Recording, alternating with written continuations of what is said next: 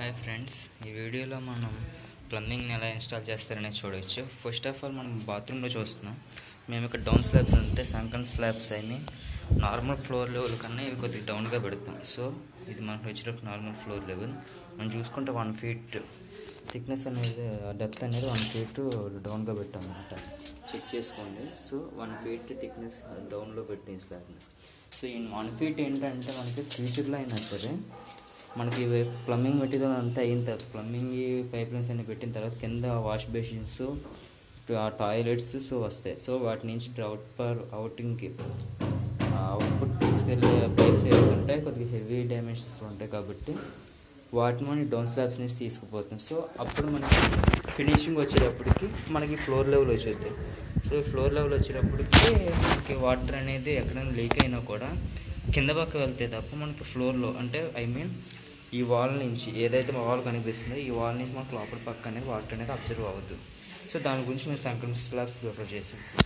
So first of all వాళ్ళు మనం building అంతా కూడా చెక్ చేసుకుని మనకు ప్లంబింగ్ ప్లాన్ ఎలాగైతే ఇచ్చారో, వాష్ బేసిన్ ఎట్ సైడ్ రావాలి, టాయిలెట్ సీట్ ఎట్ సైడ్ రావాలి, షవర్ ఎట్ సైడ్ రావాలా, గ్రేజర్ పాయింట్ ఎట్ సైడ్ రావాలని అట్లని చెక్ చేసుకున్న తర్వాత వాళ్ళు చేస్తారనమాట. సో మనం ఈ బాత్రూంలో చూసుకుంటే 3 పైప్ లైన్స్ కనిపిస్తున్నాయి కదా. సో ఫస్ట్ వచ్చేటప్పటికి మనకి ఇన్లెట్ తీసుకోవడం గురించి చేస్తారు. సో అక్కడ అర్థం చేస్తే ఒక హోల్ ఉన్నది. సో ఆ హోల్ బయట నుంచి పైప్ అనేది టాప్ ఫ్లోర్ నుంచి తీసుకొచ్చి దీని నుంచి ఇన్లెట్ తీసుకుంటాం. ఇన్లెట్ తీసుకున్న తర్వాత పైప్ అనేది ఈ హోల్ నుంచి వదిలేయండి. ఇది మనం ప్లాస్టిక్ చేస్తాం, అవుట్ సైడ్ ప్లాస్టింగ్ కానీ బ్రిక్ వాల్, ఈ హైట్లో బ్రిక్ వాల్ కట్టడానికి వాటికి వాళ్ళు సారం వేసుకుంటూ అంటారు, గుర్రం ఆ హైట్ వాళ్ళు అడ్జస్ట్ అయ్యి చేయటం గురించి ఈ బ్రిక్ హోల్స్ అనేవి వేసుకుంటారు, ఆ హోల్స్ అనేవి. సో దీన్ని తీసి ఈ వాటర్ చూడండి. సో ఈ లైన్లో నుంచి వాటర్ అనేది ఇక్కడికి వచ్చి సో మొత్తం through out the washroom distribute అవుతుంది పైప్ లైన్ ద్వారా. దీనికి ఫస్ట్ మనం షిప్పింగ్ అనేది చేయించుకుంటాం. సో మిషనరీ యూజ్ చేసి మాన్యువల్గా, ఇప్పుడు ఈ రోజుల్లో అన్ని మిషనరీ కాబట్టి మిషనరీ యూజ్ చేసి మనం ఈ యొక్క షిప్పింగ్ అనేది చేయించుకుని పైప్ లైన్ అనేది, సో ఇన్లెట్లో నుంచి వచ్చిన పైప్ని తీసుకుని హోల్ ఉన్నారు కదా, సో ఈ హోల్లో నుంచి ఇన్లెట్ వచ్చిన పైప్ని తీసుకుని మొత్తం త్రూ అవుట్ ది ఏరియా మనం వాటర్ అనేది డిస్ట్రిబ్యూట్ చేస్తాం. సో డిస్ట్రిబ్యూట్ చేసిన తర్వాత మనకి వచ్చేటప్పటికి ట్యాప్స్ అండ్ షవర్, ఇక్కడ వాటర్ వచ్చిన తర్వాత కనెక్షన్స్ అనేవి పేకిస్తాం. సో ఇచ్చిన తర్వాత ఒకటి కింద నార్మల్ ట్యాప్, సో ఇది ఆపరేషన్కి అంటే షవర్ యొక్క ఆపరేషన్కి, at the same time tap యొక్క ఆపరేషన్కి ఈ పార్ట్ వదిలేసి పైకి షవర్ లైన్ అనేది వెళ్ళుద్ది. సో అక్కడ ఒక షవర్ ఉంటుంది టాప్లో, ఈ పార్ట్లో షవర్ వచ్చింది. సో ఇక్కడ ట్యాప్స్ అనేవి వేస్తాం, 4 ట్యాప్స్ వస్తాయి మనకు హాట్ వాటర్ కోల్డ్ వాటర్కి. సో ట్యాప్కి ఈ కింద వచ్చి ట్యాప్కి 2 ట్యాప్స్ వస్తాయి, పైకి వెళ్ళి షవర్కి 2 ట్యాప్స్ వస్తాయి, హాట్ వాటర్ది ఒకటి, కోల్డ్ వాటర్ది ఒకటి. సో మనం ఇక్కడ అబ్జర్వ్ చేస్తే 2 పైప్ లైన్స్ వచ్చినాయి. 2 పైప్ లైన్స్ దేనికి, ఒకటి నార్మల్ వాటర్ డిస్ట్రిబ్యూషన్కి, ఇంకోటి హాట్ వాటర్ డిస్ట్రిబ్యూషన్కి. హాట్ వాటర్ డిస్ట్రిబ్యూషన్ ఎలాగంటే మనకి బిల్డింగ్లో ఉన్నాయి కన్స్ట్రక్షన్ టైంలో పైన గ్రేజర్ అంటే సోలార్ ప్యానల్స్ యూజ్ చేసి సోలార్ హీటర్స్ అలాంటివి ఉంటాయి.